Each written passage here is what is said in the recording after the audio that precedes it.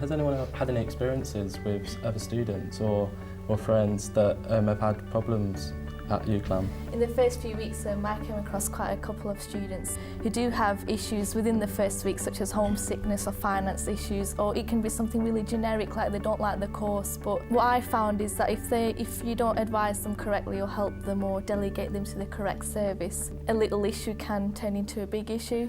So it's just trying to raise that awareness with an issue and trying to signpost them to the correct service, really. Yeah.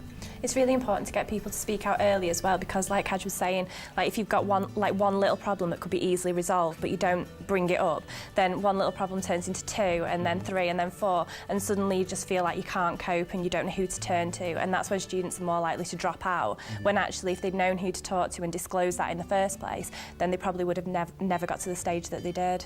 So what type of issues do you think affect people's mental well-being?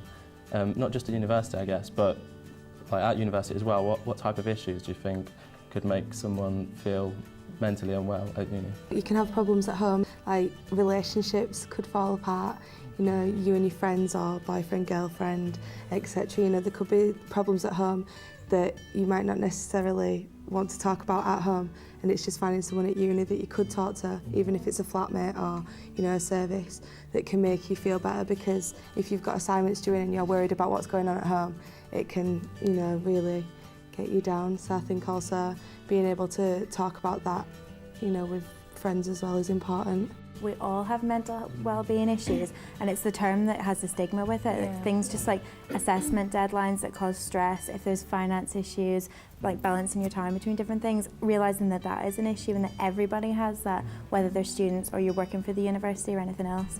It's just getting to grips with that. Like the social side of things as well. First years, I've had a lot of students come and see me from their first year at the very start of the first semester that not getting on with their flatmates. You know, the flatmates might be going out partying all the time and they're not fitting in with that, and they don't want to go out partying all the time.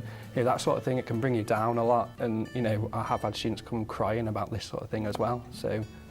Yeah, it takes a lot more confidence to actually admit that you've made the wrong choice and actually you do need to go in a different direction and get some help, than just putting your head in the sand and carrying on, because that's when you get into much more complicated problems. That is the thing about mental well-being, is the fact that it's more difficult for people. Somehow they just seem more embarrassed about the issues that they have around it, but it's like if you've got a cold or something like that, you go to the doctors, you get it sorted, but there's some sort of stigma and something stops them. So if you and your friends were struggling with a problem, would you know where to go at UCLan?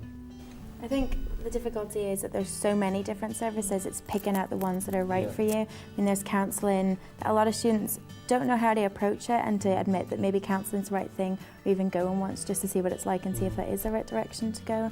Or there's the M&M mentors that you can be matched with a student of your own, you know, from your own course and everything, to speak to them too, which is a useful service to have. There's a lot of stigma around the counselling as well, because some people come and they say, well, my problem's not bad enough to need to go to counselling, and they need to like kind of realise that there's not a benchmark on how upset you have to be to access these kind of facilities. If it's affecting you, then it's a problem that needs to be talked about.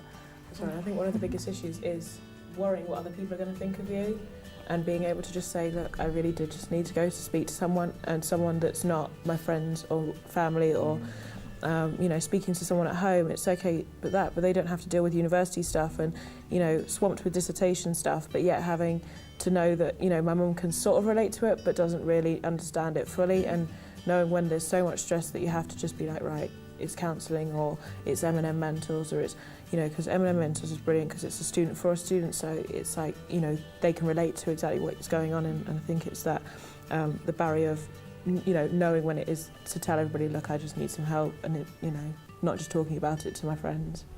People will come and they'll be like really like, you can tell in the body they're really nervous and like apprehensive, and they like mutter it as though it's something to be ashamed of that they've got this problem.